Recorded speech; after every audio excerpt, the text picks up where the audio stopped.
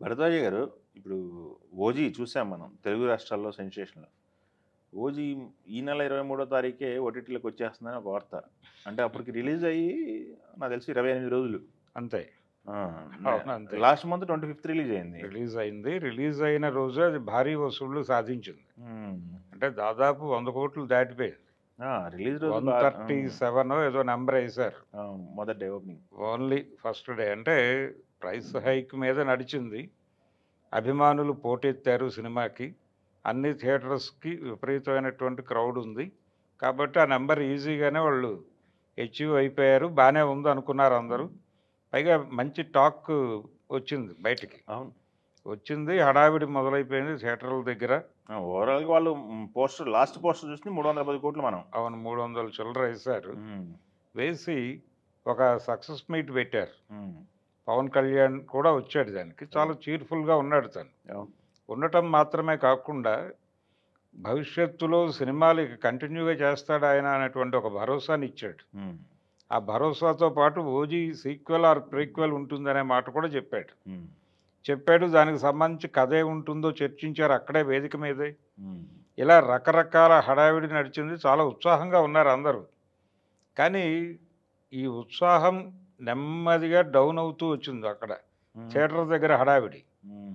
థియేటర్ల దగ్గర సినిమాలని నిలబెట్టడం అనేది చాలా కష్టసాధ్యంగా మారిపోతున్నటువంటి పరిస్థితి అయితే ఉంది.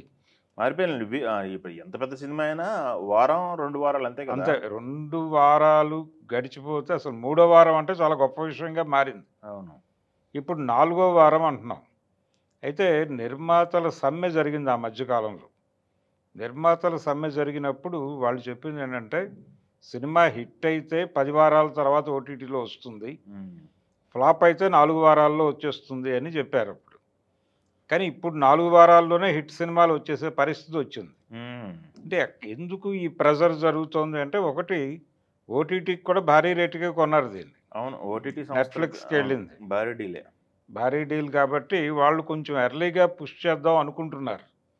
రీజన్ ఏంటంటే సినిమా లీక్ అయిపోతోంది. లీక్ అయిపోవడం అంటే ఇన్ ది సెన్స్ మనకి ఇక్కడ షో పడగానే ప్రీమియర్ పడినటువంటి ఒక 2 అవర్స్‌లో దాని ఒరిజినల్ ప్రింట్ అపియర్ అవుతోంది అవునవును. బయట.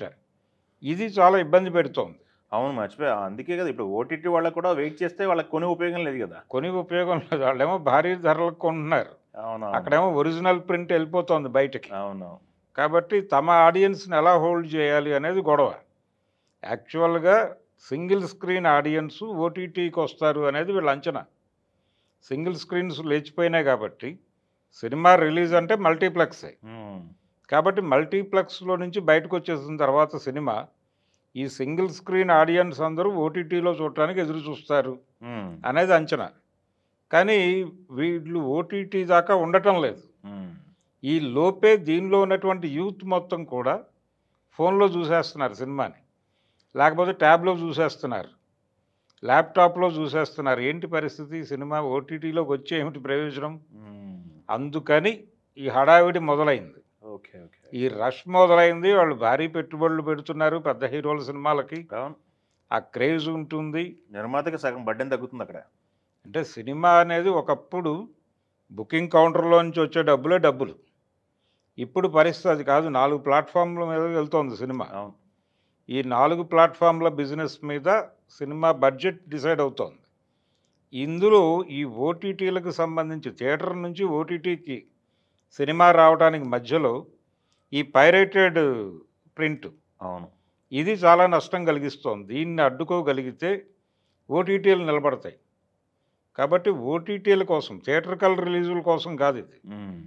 థియేట్రికల్ రిలీజు, థియేట్రికల్ ఎక్స్‌పీరియన్సు, ఎళ్ళాలనుకున్నోడు ఎట్టా ఆ థియేటర్‌కెళ్తాడు. ఎక్స్‌పీరియన్స్ కోసం థియేటర్‌కెళ్ళేవాళ్ళు ఎళ్తారు. అక్కడ నష్టమేం జరగదు. ఓటీటీలకు జరిగే నష్టమే ఈ లీకేజీ. ఓకే. అందుకని ఓటీటీల్లో సినిమా నిలబడాలంటే లీకేజ్ ఆపాలి. ఓకే. సో, 'ఓజీ' సినిమాకి అదే భయం. హ్మ్. వీళ్ళు ఇంకొన్ని రోజులు ఆగితే ఆ ప్రింట్ సర్క్యులేట్ అవుతుంది. అందుకని దానికంటే కూడా ముందే ఓటీటీ కౌంటర్ ఓపెన్ చేయటం బెటరు హ్మ్. అని వాళ్ళు ఇంకా థియేటర్‌లో చాలా చోట్ల స్ట్రాంగ్‌గానే ఉందది. హ్మ్. కానీ అది క్రైటీరియా కాదు. అది క్రైటీరియా కాదు. ముందు ఓటీటీలో సినిమా అపియర్ అవ్వాలి. అందుకని 4 వారాలు కంప్లీట్ కాకుండానే ఇప్పుడు ఆ సినిమా ఓటీటీలో నెట్ఫ్లిక్స్లో వచ్చేస్తుంది. ఓకే. సో అభిమానులు మరొకసారి సినిమా చూడొచ్చు, అవును. తక్కువ డబ్బుల్లో జెన్యూన్ ప్రింట్ చూడొచ్చు.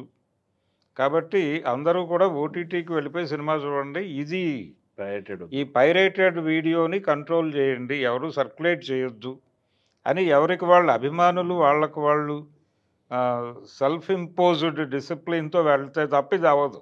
ఓకే. అందుకని ప్రేక్షకులకు కూడా ఒక అప్పీల్ చేయాల్సిన అవసరం ఉంది. వీళ్ళు చాలా ఖర్చు పెట్టి సినిమా తీస్తున్నారు, అది మన కోసం తీస్తున్నారు. థియేటర్కి అంటే మల్టీప్లెక్స్లతో ప్రాబ్లం ఉంది. మల్టీప్లెక్స్లకి సింగిల్ స్క్రీన్ ఆడియన్స్ వెళ్ళటానికి ఒక ప్రాబ్లం ఉంది. అక్కడ స్నాక్స్ రేట్లు తట్టుకోలేక వీళ్ళు అటువైపు పోవట్లేదు. కాబట్టి అది తగ్గించే పరిస్థితుల్లో ఇండస్ట్రీ కనిపించడం లేదు. మనం ఇందాక చెప్పుకున్నట్టుగా నిర్మాతల సమ్మప్పుడు ఆ చర్చ కూడా వచ్చింది మేము కంట్రోల్ చేస్తామని చెప్పారు, కానీ అది అవ్వలేదు ప్రాక్టికల్గా. కాబట్టి అవుతుందా అవదా అనేది పక్కన పెడితే మీకు సింగిల్ స్క్రీన్ ఎక్స్పీరియన్స్ ఇక్కడ ఓటీటీలో వస్తుంది. కాబట్టి ఓటీటీలో చూడండి, తక్కువ డబ్బులు పెట్టి ఇంట్లో కూర్చుని హాయిగా చూడండి.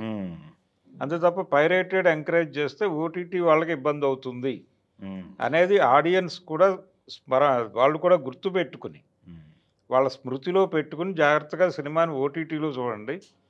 ఏదో ఒక జెన్యూన్ ప్లాట్ఫామ్ మీద గనక మీరు చూస్తే ఈ రెవెన్యూ ఎవరికి వెళ్ళాలో వాళ్ళకి వెళ్తుంది. అలా కాకుండా గాలిలో కలిసిపోతుంది లేకపోతే. కాబట్టి ఆ కేర్ తీసుకోవాలి. అందుకని ఇది 1 monthలో రావటం అనేది పెద్ద ఇబ్బంది ఏం కాదు, జనం చూస్తారు.